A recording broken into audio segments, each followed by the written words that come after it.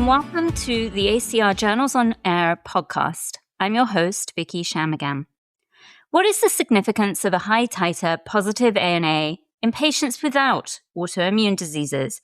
This is a question rheumatologists all around the world would love to have the answer to.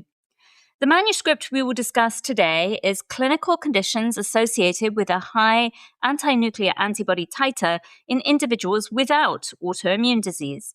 It was published in Arthritis Care and Research, and a link to the manuscript and disclosures is available in today's show notes. I'm so pleased to be joined today by two of the authors, the first author, Matthew Chung, and senior author, Vivian Kawai. Matthew Chung is a pre-medical student who, at the time of working on this manuscript, was an undergraduate at Vanderbilt University studying cognitive science studies and neuroscience. He was lucky to spend more than 3 years as a researcher in Dr. Kawai's lab at Vanderbilt University studying the clinical significance of ANA antibodies. Dr. Kawai is an associate professor at the University of Alabama at Birmingham.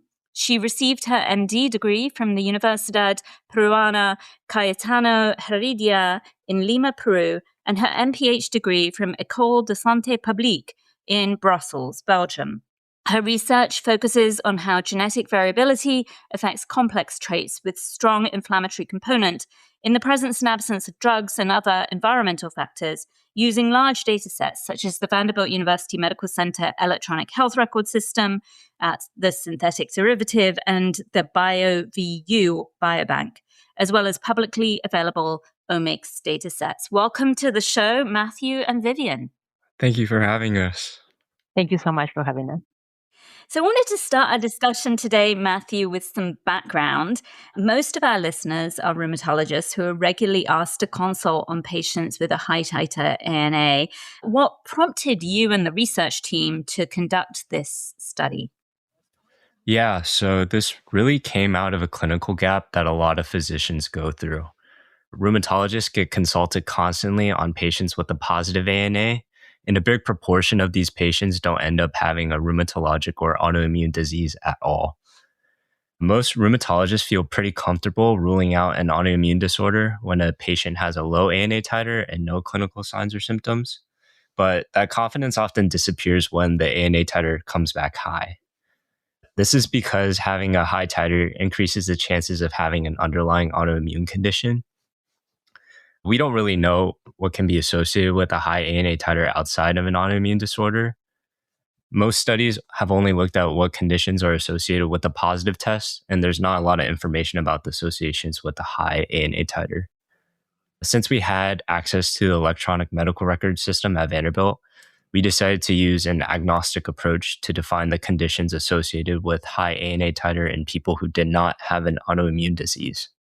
And how did you get involved in this research study? You were an undergraduate. Tell us about your pathway to this project. So I started when I was a second year at Vanderbilt, and I didn't really have a background working with large data sets.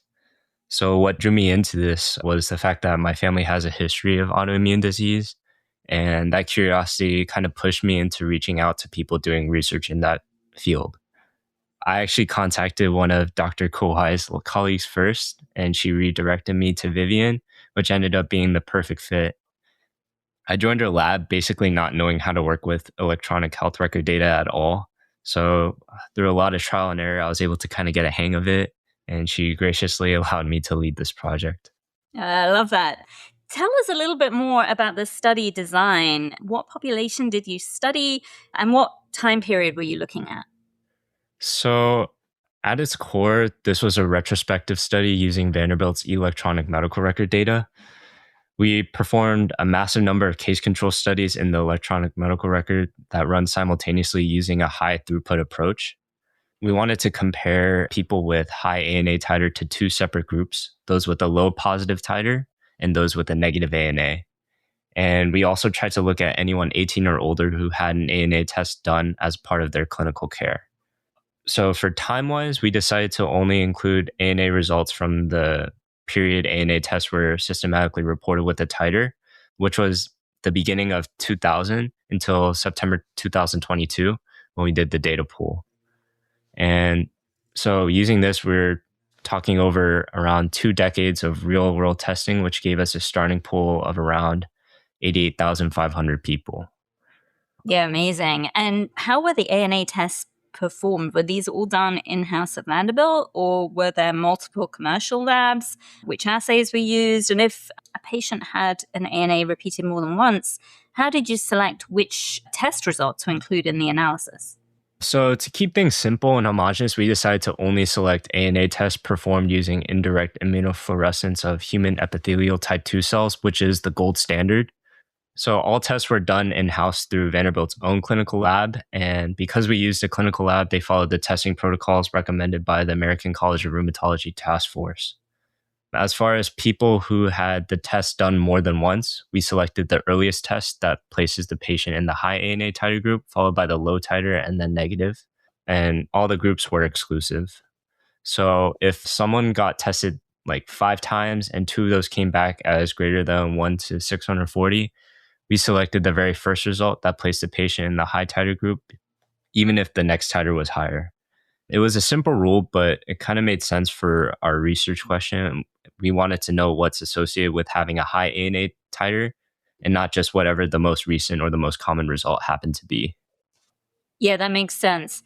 Vivian, I want to bring you in now because you did something called PheWAS analysis, and I wondered if you could tell me a bit more about PheWAS. What is it, and how do you phe code EMR data?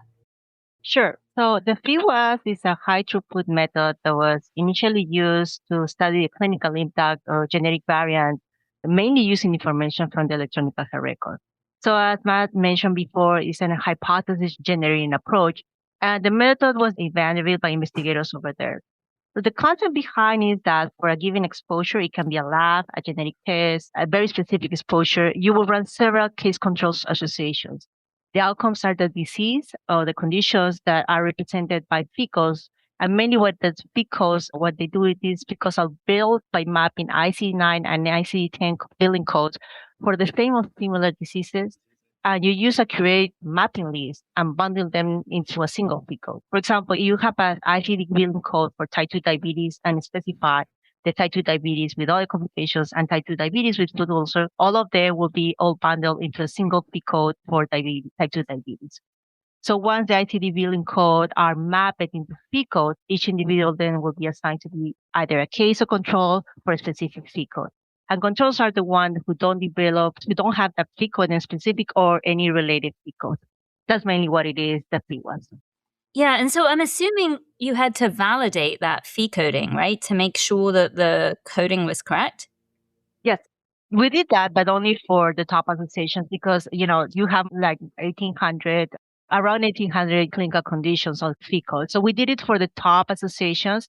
And what happened is because a PheWAS is based on ICD data in an electronic record, it has all the potential problems, of real world data. For example, the diagnosis deal for a disease might not always be correct for that disease.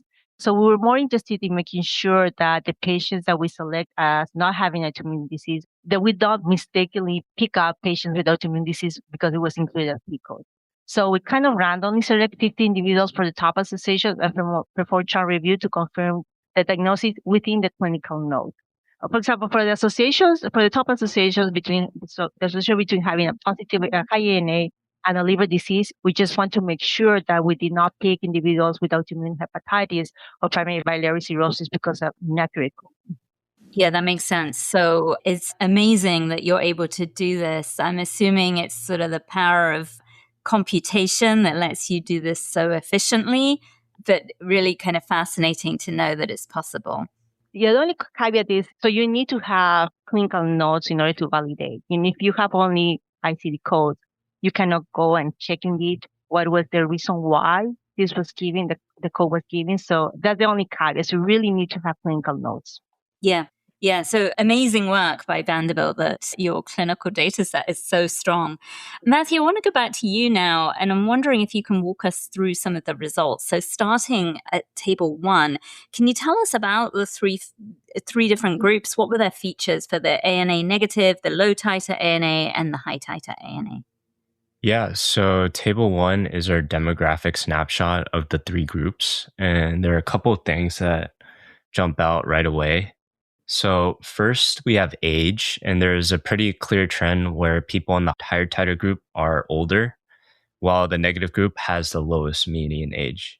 We can also see that all three groups contain more women than men. And this is kind of expected since we know that women make up the vast majority of autoimmune disorders and thus would likely be more likely to be tested. BMI, on the other hand, was basically flat across all three groups, all around 28. And this isn't actually an interesting setup later for the paper because even though median BMI was the same, we still ended up seeing more obesity-related diagnosis in the high titer group.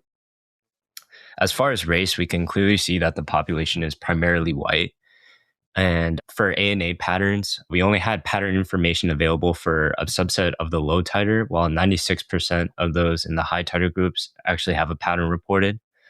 So the distribution looked pretty similar between the low and the high titer, with homogeneous and speckled were by far the most common patterns in both groups, and then nucleolar and other patterns showing up less frequently. So in summary, the table shows that we can see that all three groups had a similar BMI, similar-ish patterns, but the people with the high titers were older. Yeah, it's helpful. I'm wondering if you can now take us through figure 2. This is an interesting graphic, and I'm hoping you can explain it for our listeners. It shows the clinical diagnoses associated with a high versus low ANA titer. What did you find? Yeah, so this figure is basically the heart of our paper. So I can walk through how to read it first because there's a lot of packed into it. The figure shows on the y-axis the clinical diagnosis, and on the x-axis is the odds ratio. And so we have a vertical dotted line on the odds ratio of 1, which means no association, and each colored circle on the plot represents the odds ratio. We had it so that the any colored circle to the right of the dotted line meant that the diagnosis was more common in the high titer group compared to the low titer group. And the color of the circle and the position tells you the strength of the odds ratio itself. So we also had it so that the size of the colored circle reflects the p-value, meaning that the bigger dots also mean a stronger statistical signal. And then I'm going to move to the y-axis, and we can see the diagnoses. And we can see that the very top associations are overwhelmingly liver-related. Mm-hmm. So we have abnormal serum enzyme levels, basically liver enzymes on blood panel had the strongest associations with the odds ratio pushing close to 11. And right below, you got ascites, portal hypertension, liver abscess, and complications of chronic liver disease, esophageal bleeding from the varices, cirrhosis, and all things that aren't just liver disease in a general sense, but pretty advanced, complicated liver disease. And then as you move down the list, you start seeing risk factors and complications of liver disease. So like alcoholic liver damage, alcoholism itself, and other chronic non-alcoholic liver disease, which is basically fatty liver disease. We also saw that metabolic abnormalities are commonly seen in liver disease, such as electrolyte issues, acid-base disorders, and coagulation defects. And beyond the liver, you start seeing things like anxiety disorders, pain, tobacco use disorder, and obesity. I'm going to point to the bottom of the chart, and there's one interesting circle at the bottom. It's the symptom of myalgia and unspecified myositis, which is the one diagnosis that was actually less common in the high titer group, sitting to the left of the dotted line. And the interpretation here is that a high ANA titer is less likely to occur in people with muscle pain, which we think reflects the referral patterns more than the biology. People with muscle pain are more likely to get an ANA ordered, but in the absence of a true autoimmune condition, their ANA titer is likely to be low. So the overall takeaway from this figure is that when you compare high versus low titer ANA, liver disease and the complications associated with it dominate the list, both in terms of how many diagnoses show up and how strong these associations are. Yeah, it's a really interesting data, and kind of fascinated by how you dug into it in this manuscript. In figure 3, you look at the high titer compared to negative ANA groups. Can you tell us about that figure? Yeah, so this comparison provides very similar results, but it's a bit broader, and it even makes the findings even more convincing to us. When we compared the high titer group to people with a flat out negative ANA, more than 70% of the diagnosis were detected in the previous comparison with the low titer group.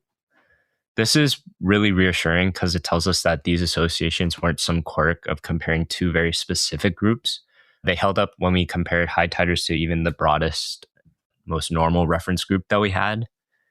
And just like before, the very top of the list was dominated by liver-related disorders such as portal hypertension, liver abscess, ascites, cirrhosis, alcoholic liver damage. So the core finding didn't really change at all. But this comparison also turned up some new associations that hadn't showed up before. So we saw an increased risk of general gastrointestinal disorders and biliary tract problems. So things like cholelithiasis, so gallstones. We also saw poisoning by different agents, which sounds dramatic, but really just reflects adverse reactions involving things like antibiotics and anti-infectives and analgesics like NSAIDs.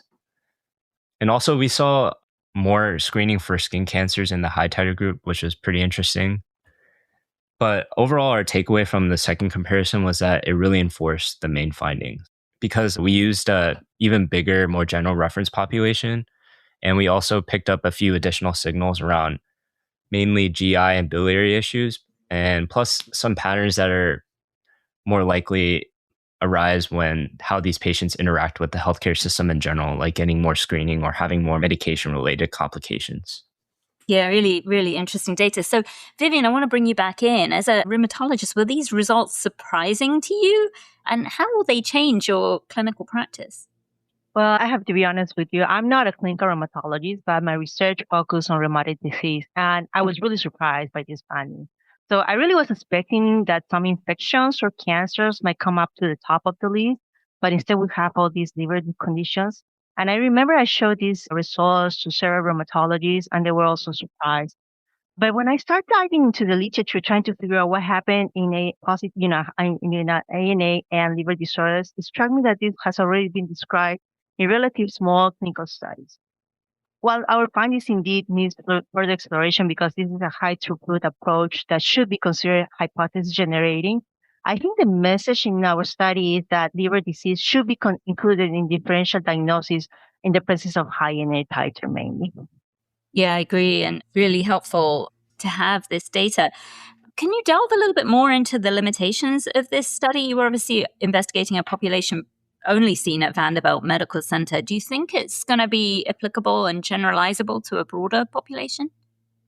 So about the limitations, we know that the presence of a billing code does not necessarily reflect the presence of the disease. So it is possible that there's some specifications for the case definition. But this should not be different across the three groups that we selected because the same billing inaccuracies should happen outside in the three groups. The problem is that while we try to exclude individuals with an autoimmune disease, it is possible that some of them with a high NA titer develop down the road an autoimmune disease later in life. So we also did not have information about the dense prime spectral antibodies, which have been reported to be more common in individuals with autoimmune disease. About generalizing this is a little more complicated because, this is a third level hospital where you see patients that are 6, and it's mainly, driven by a white population. So I think we need to go further and try to replicate this in another cohort to make sure that what we find is real and potentially, run a clinical study that is very specific going against only two liver disorders to make sure that what we find is indeed what happened. Though there's some indications that it is true because previous studies have reported similar results, but there were small clinical studies. Yeah, so maybe that's Matthew's next project.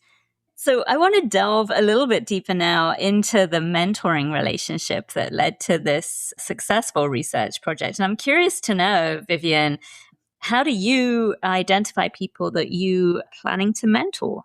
I have to be honest with you. I think I got lucky with Matt that he was very motivated and stuck with the project until the end, even after I moved to another institution. So I really think it's very hard to pick mentees because there are a lot of factors that might lead to a predictive mentorship relationship. When I met potential mentees, I try to find out what they want to achieve and how can I help them. I also try to be as transparent as possible about what we can do or cannot do to help them to achieve what they want. So communication is key, really. Also, well, I think skills are important. I try not to wait too much on that factor because most of the mentees are coming to learn something new. For me, indeed, motivation is very important and the willingness to learn outside of the comfort zone. When Matt joined the lab, he told me that he wanted to go to med school. So I knew he was going to be here for the long run. And I think at that point I said like, okay, he needs a clinical project that will be best for him at this stage of his career. So Matt was very open to learn new skills, and even though he suffered a lot with coding, he did not quit. I was really surprised that he did not quit, and he showed every time willing to learn how to make it work. So I really don't think there's indeed a bulletproof recipe to pick up indeed. You just need to trust them and give them a chance. Sometimes it will work, and sometimes it doesn't. Yeah, that's really good advice. So, Matthew, when you started working on this project, how did you kind of approach it? How did you forge the mentoring relationship with Vivian? And do you have any tips for fellow undergraduates on finding mentors in clinical projects and projects that are likely to succeed? So honestly, I think it really came down to just showing like genuine curiosity and also not being afraid to ask simple questions. When I first reached out, I didn't have really any experience with big data sets or the informatics sides of things. So I couldn't really offer expertise. But what I could offer was interest. And I think that came through. Once I was in the lab, I just kept picking Vivian's brain constantly. And I think that consistent curiosity is what turned it from like, here's a task for you to do into like an actual mentoring relationship where she started to trust me with more responsibilities. As for tips, for other undergrads, I would say not to wait until you feel qualified to reach out. I emailed a researcher not knowing about EHR data or PheWAS methodology, and that was fine. What mattered more was like being upfront about wanting to learn. And I would also try to find something that you're personally invested in because a project like this involves a lot of unglamorous work. So a lot of like chart review, data cleaning, and like code debugging. And so having a real reason to care kind of makes the grind a lot easier to push through. And also, I would suggest to ask a lot of questions, even the basic ones. And I think doing that kind of shows that you care and you can use those questions to form your own projects and ideas. Oh, it's really good advice. Thank you for sharing that. And I heard that you also had the good fortune to win one of the coveted Choose Rheumatology scholarships to attend the American College of Rheumatology Convergence meeting. Tell us about that experience. How did you learn about that opportunity, and would you recommend it to others?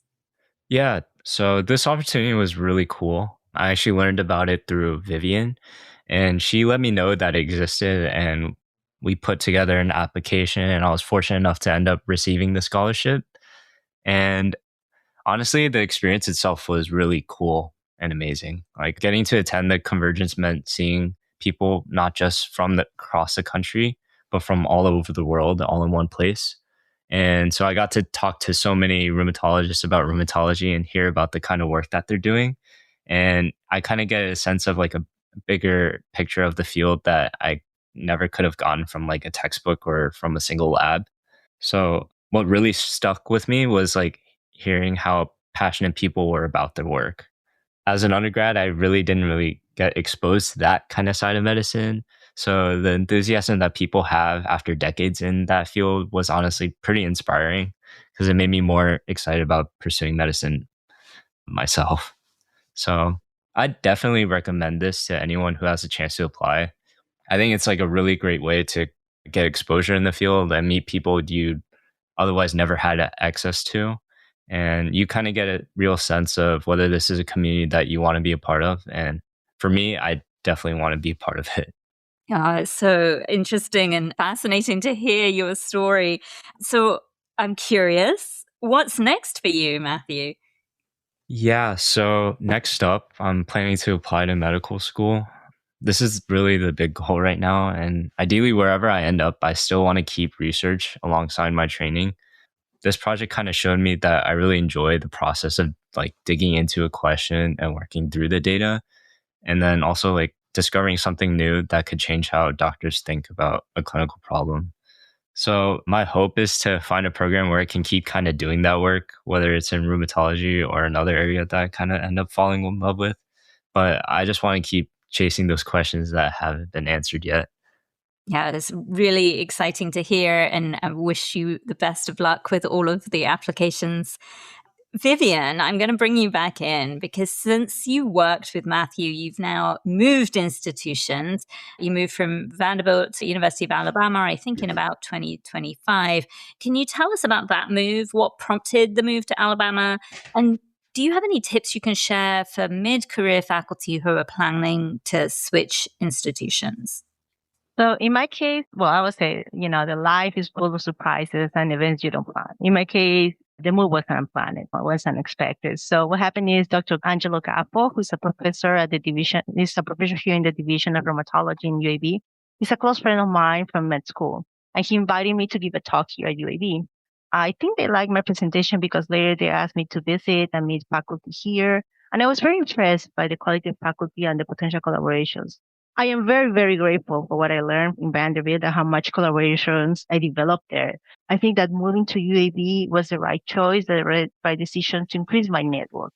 And the other thing kind of drew me here is I have a special interest in lupus, and the lupus clinic at UAB provides care for approximately 450 to 600 patients with lupus every year. So it represents one of the largest lupus population in Southeast. And I think that was the thing that drew me here, really.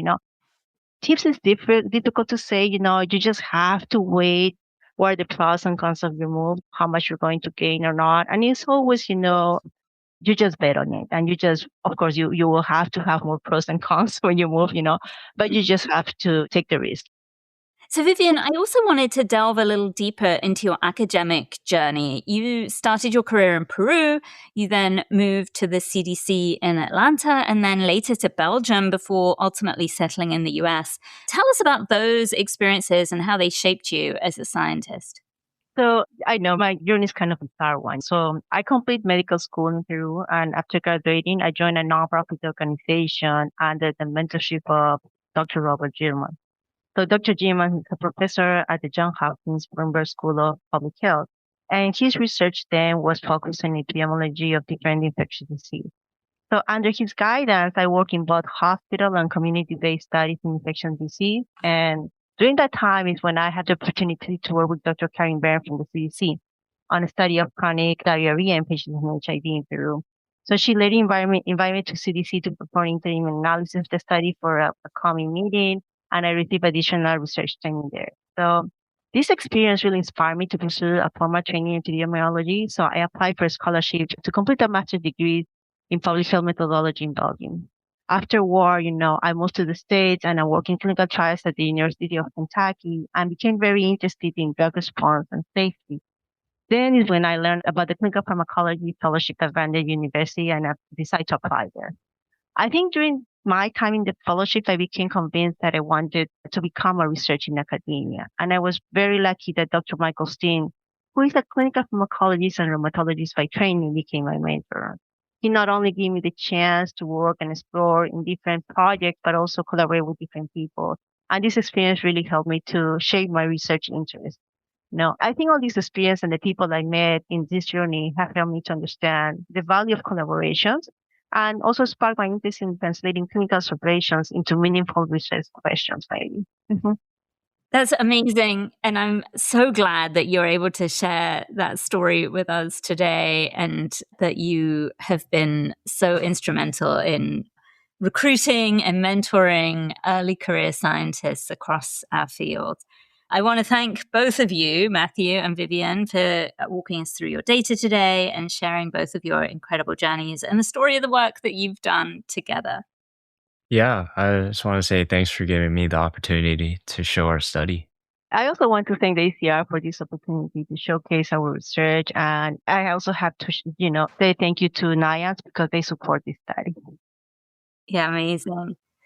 So I want to close today by also thanking our students who continue to dive into rheumatology research with curiosity and grit, and to all of the mentors who guide them, providing wisdom and encouragement for the next generation. Together, you are shaping the future of rheumatology. Thank you all for listening to this podcast. ACR Journals on Air is a production of the American College of Rheumatology Please follow at AC Room on social media. Email us at podcast@rheumatology.org and rate and subscribe to our podcast at acrjournalsonair.org or wherever you get your podcasts.